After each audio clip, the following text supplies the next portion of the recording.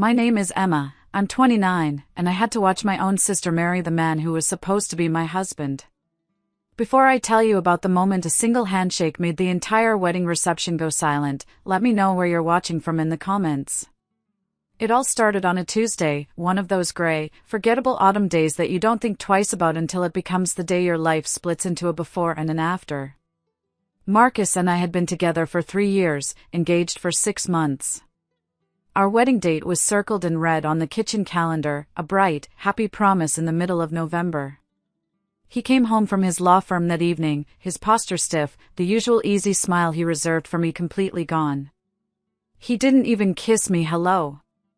He just put his briefcase down and motioned toward the couch we'd spent a whole Saturday picking out together. "Emma, we need to talk," he said, and the cliché of it all, the sheer banality of the words that were about to shatter my world, made me feel nauseous. He sat on the edge of the cushion, a mile of space between us, and stared at his own hands as if they held the script he was forced to read. I can't do this," he mumbled. "I need space." "Space?" I asked, my voice barely a whisper. "What are you talking about, Marcus? We're getting married in 5 months. The deposits are paid. My dress is being altered." I tried to get a real answer, some reason that made sense. Was it his job? The pressure? Was it something I did? He just shook his head, a muscle twitching in his jaw. "It's not you, it's me," he said, another line straight from a bad movie. "I'm just not ready for this level of commitment. The pressure at the firm to make partner, the expectations. I'm suffocating, Em."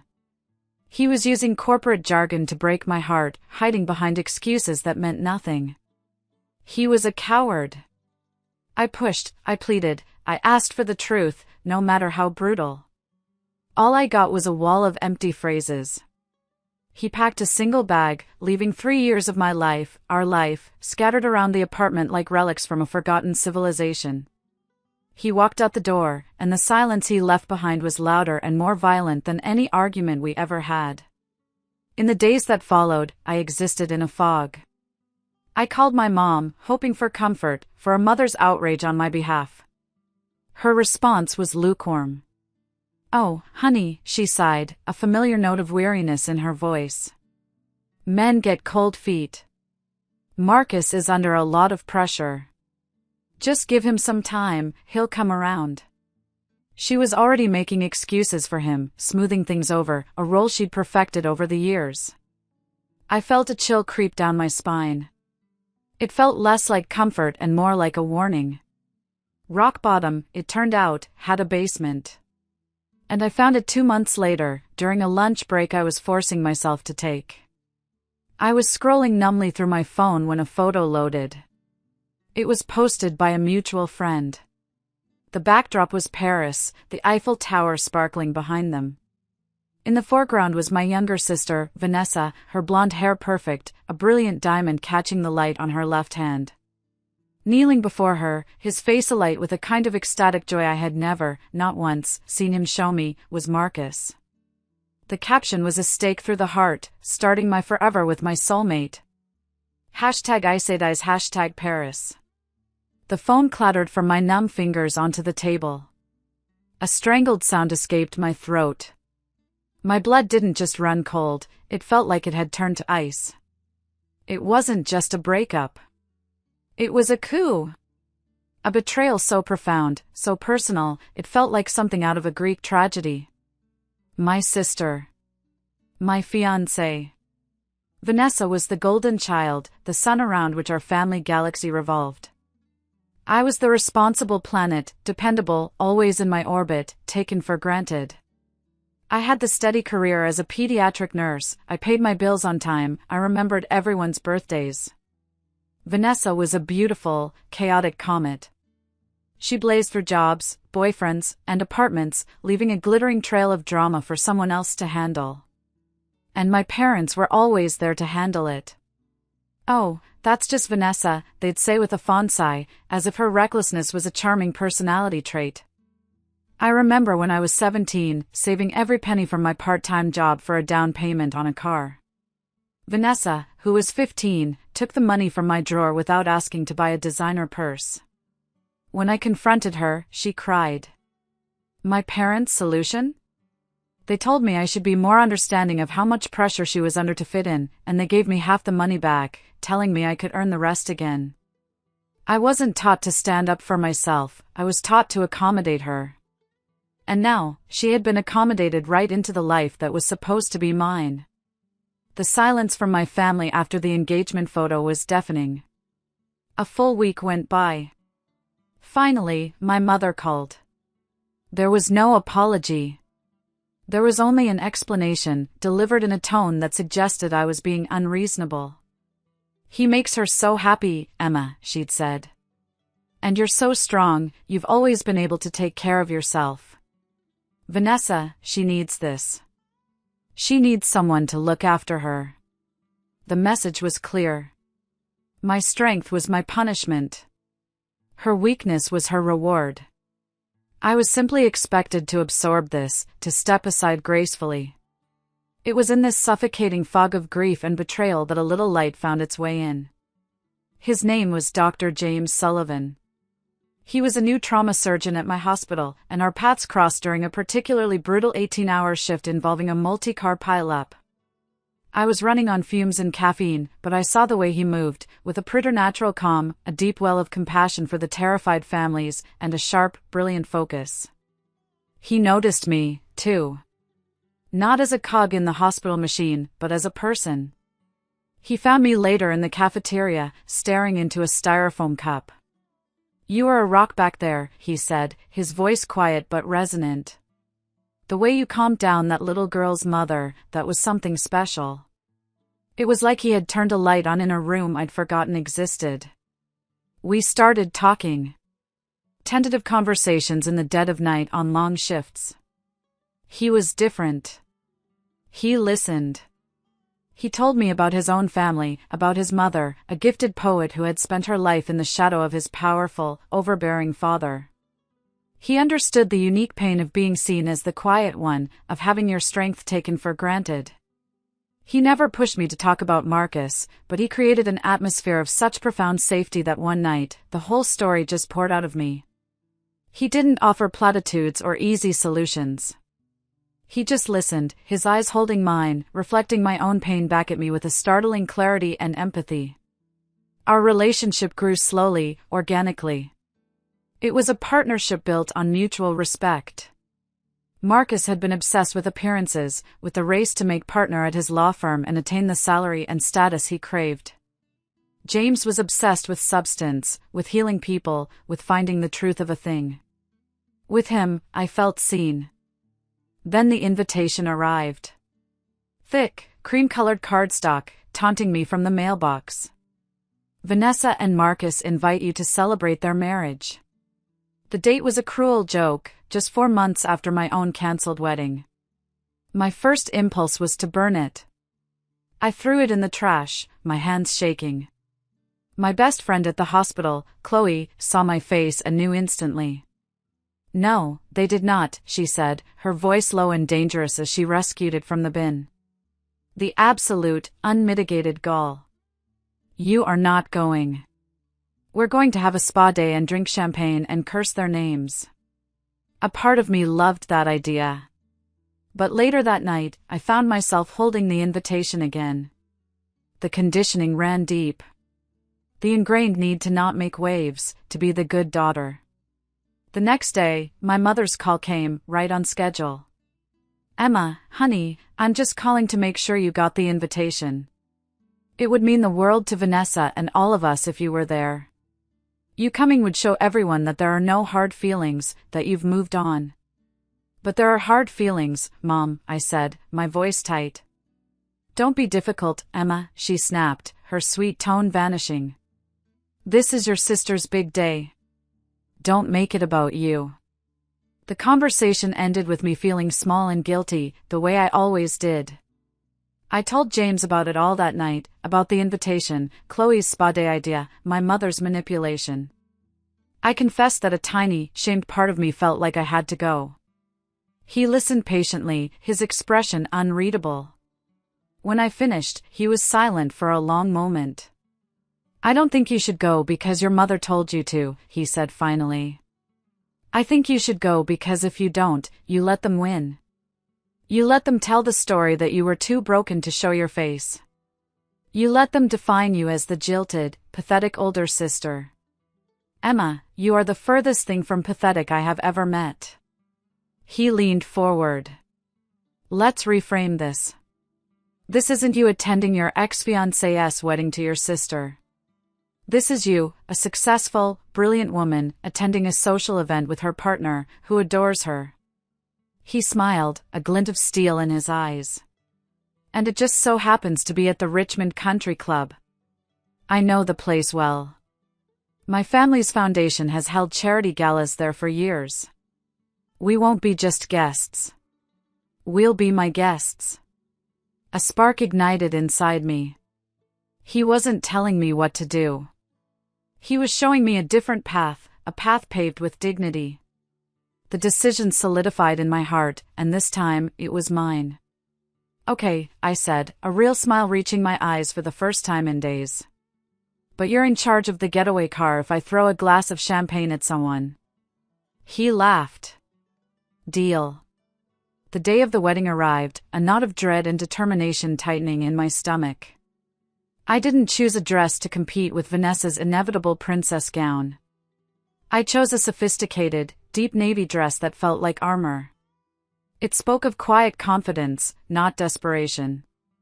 As we drove over, James helped me mentally prepare. We talked through the likely scenarios, the snide comments, the pitying looks. "You are a rock," he said, taking my hand. "Just remember that. Nothing they say can touch you unless you let it." The moment we walked into the opulent, flower-choked lobby, the whispers started. I saw my Aunt Carol's eyes widen. I saw Marcus's mother, a woman who used to praise my baking, approach us with a saccharine smile that didn't reach her cold eyes. "Emma. How brave of you to come," she said, her voice dripping with condescension. Before I could respond, my own mother was there, pulling me aside. "Remember your manners," she hissed, her fingers digging into my arm. "Smile. Today is for Vanessa." I felt the old programming trying to take over, the instinct to shrink and apologize for my own existence. But then I felt James's warm hand on the small of my back, a silent, steady anchor. I simply smiled politely at both women and walked away with him, leaving them sputtering in our wake. The ceremony was a monument to superficiality. Vanessa was breathtaking. Marcus looked like a man being led to his own execution. He kept fidgeting with his collar and scanning the crowd, his eyes lingering on a stern, silver-haired man I recognized as Robert Peterson, the senior managing partner of his firm. After they exchanged vows, Vanessa took the microphone, her eyes sparkling with malice as they found mine. "It's funny how things work out," she purred into the mic. "Marcus was originally engaged to my sister, but I guess some things are just a trial run." She paused for effect. We all know she was just the one he settled for first. A wave of laughter rolled through the crowd. It wasn't a polite titter. It was a roar. My aunts, my cousins, Marcus's colleagues, all laughing at my public execution. The air was sucked from my lungs. The room swam. My face was on fire. I could feel tears, hot and sharp, threatening to spill over. This was her checkmate. To humiliate me so completely that I would never recover. Marcus stood beside her, his face a mask of weak regret, but he said nothing. He did nothing. In that moment of total annihilation, when I wanted the floor to swallow me whole, I felt a squeeze. James's hand found mine. He didn't stand. He didn't cause a scene. He simply intertwined his fingers with mine, a firm, grounding pressure. It was a silent, powerful act that said more than words ever could, "You are not alone. I am here." The ceremony stumbled to a close. But the real event was the reception. We took our seats, and I tried to breathe normally. Then, I saw Mr. Peterson rise from the head table and walk with purpose directly toward us. Marcus, standing nearby, saw him too and puffed out his chest, ready to impress the man who held his entire career in his hands. Mr. Peterson walked right past Marcus as if he were a piece of furniture. He stopped at our table, a broad, genuine smile on his face as he looked at James. "James, my boy, what a surprise," he boomed, extending a hand. "Your father didn't mention you were in town. How is the fundraising for the hospital's new pediatric wing? Your family's last inheritance distribution through the foundation was a game changer. It was a coordinated attack, a reminder of my place. The world was against me." I took a deep breath and felt James's hand find mine under the table. He didn't need to say anything. The ceremony began. It was an opulent affair, drenched in white roses and fake sentiment. Vanessa looked stunning, of course. She practically floated down the aisle. Marcus looked nervous. He kept glancing at the crowd, at one man in particular, a stern, older gentleman I recognized as Mr. Peterson, the senior partner at his law firm. Then came the vows. After they exchanged their rehearsed promises, the officiant invited them to say a few words. Marcus said something forgettable about destiny. Then Vanessa took the microphone. She looked out at the guests, her eyes scanning the crowd until they landed directly on me. A cruel, triumphant smile spread across her face. "It's funny how things work out," she began, her voice dripping with mock sweetness. "Marcus was originally engaged to my sister, but I guess some things are just a trial run. We all know she was just the one he settled for first." A wave of laughter rippled through the guests. It wasn't a small chuckle, it was a full, hearty laugh at my expense. My family, Marcus's family, their friends, all laughing. In that moment, I felt myself shatter. The humiliation was a physical force, pressing down on me, stealing the air from my lungs. My face burned, and I could feel tears welling up. This was it. This was the public execution she had wanted all along. Marcus just stood there, a weak, apologetic look on his face, but he did nothing. The entire world seemed to fade to a dull roar. And then, I felt a gentle squeeze. James didn't stand up. He didn't shout. He just calmly, deliberately, reached for my hand on the table and held it, his thumb stroking the back of my hand. It was a small, silent act, but it was a declaration. It said, "I am with her." The laughter died down, and the ceremony awkwardly moved on. But the real show was about to begin. During the reception, as we sat at our table, Mr. Peterson, the senior partner, stood up from his own table and made a beeline for ours. Marcus, who was nearby, saw him coming and straightened his tie, a hopeful look on his face.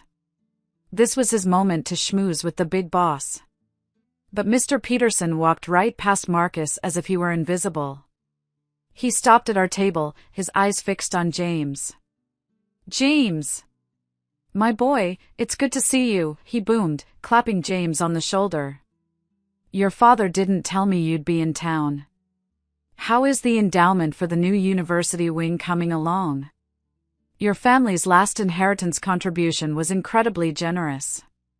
James smiled politely. "It's going well, Robert. Good to see you too." Then, Mr. Peterson turned to me, his expression warm and respectful.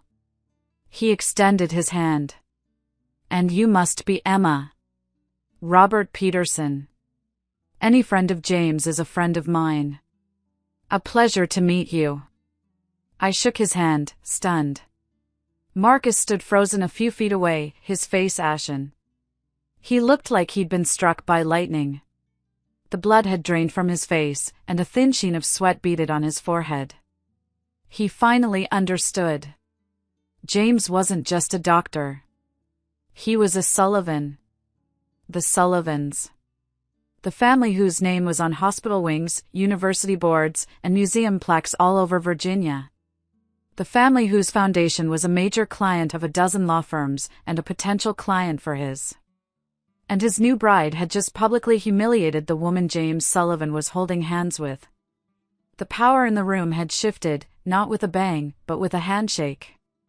The whispers started again, but this time, they were panicked. That's James Sullivan. What did she say about his date?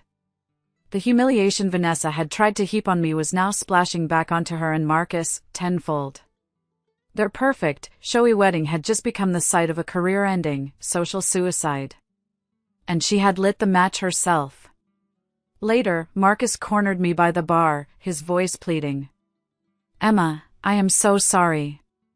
I didn't know. If I had known who he was. I cut him off. My voice was calm, devoid of the anger he expected. That's the problem, Marcus. You didn't know who he was.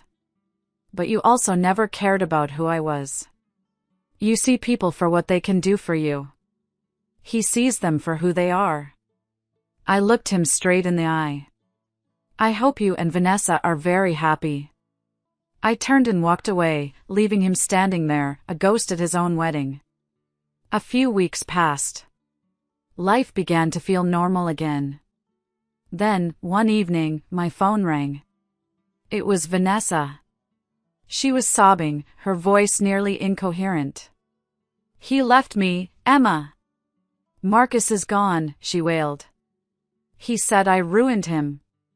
He said Peterson called him into his office and told him his judgment was a liability to the firm. He lost his shot at partner, all because of you.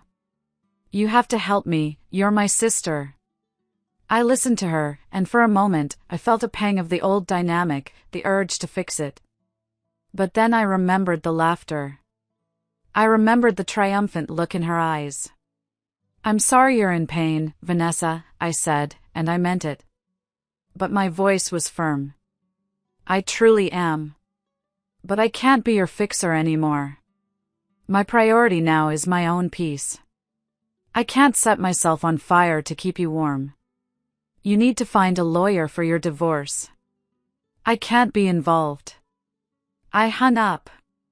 There was a quiet sadness for the sister I once had, but there was also a profound sense of release. The cycle was broken. In the months that followed, the story unraveled. Marcus did leave his firm and move to Atlanta, his reputation in Richmond tarnished. Vanessa moved back home with my parents, working as a waitress. And me? I thrived. I poured my energy into my work and earned a major promotion, heading a new pediatric outreach program I had designed myself. My success was my own. A year after that disastrous wedding, James and I got married.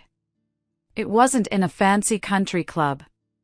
It was a small ceremony in the mountains of Asheville, with just 30 of our closest friends and family.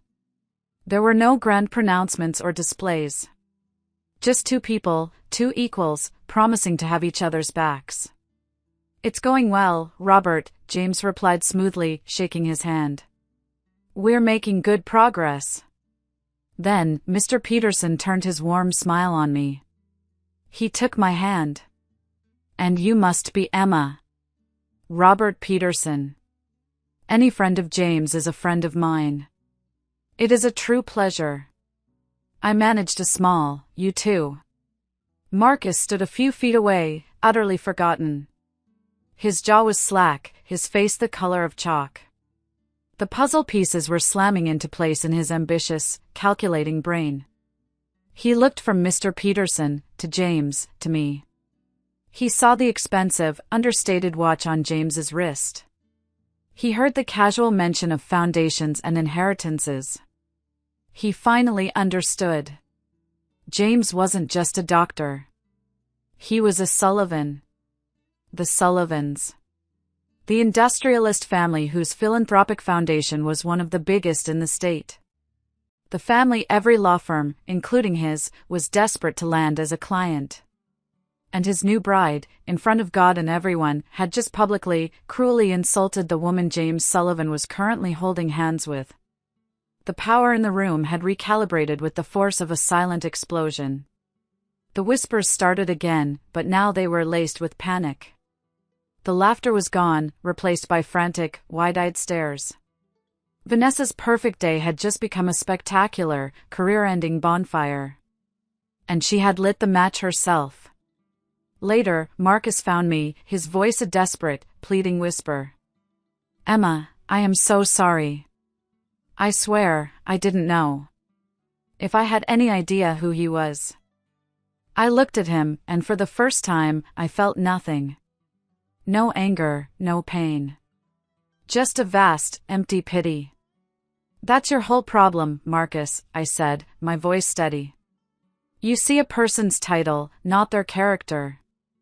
You saw a nurse, not me. You see a Sullivan, not him. I gave a small, sad shake of my head.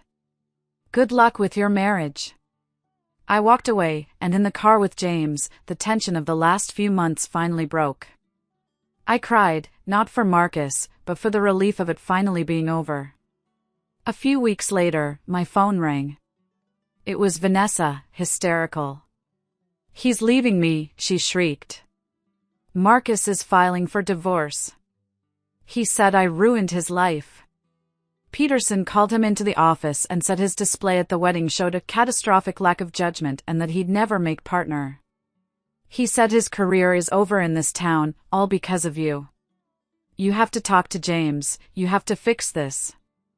You're my sister. The old Emma would have jumped. But the new Emma was tired. I'm sorry you're hurting, Vanessa, I said calmly. But my ability to fix your messes is officially retired. You need a good lawyer. That's the only advice I can give. I ended the call, a quiet grief for the sisterhood we'd never have mingling with the profound peace of setting a final, necessary boundary. The fallout was quiet but complete. Marcus left his firm and moved out of state. Vanessa moved back in with our parents. And me? I blossomed. I threw myself into my work, developing a new outreach program for underserved kids. My boss was so impressed she gave me a significant promotion to run it. My success was mine, built with my own two hands. 1 year after that wedding, James and I stood on a mountainside in Asheville, with 30 of our closest loved ones, and we got married. It was real. Standing there, I realized my story wasn't about getting revenge. It was about reclamation. I didn't need to be someone's first choice or their upgrade. I just needed to be my own. By refusing to play their toxic game, I had finally won back my own life. Thank you so much for listening to my story. It was a difficult journey, but one that taught me so much about my own worth. I have a question for all of you watching. Have you ever had to make a hard choice to cut ties with a family member to protect your own peace? Let me know your story in the comments below. And if my story resonated with you, please give this video a like and subscribe for more.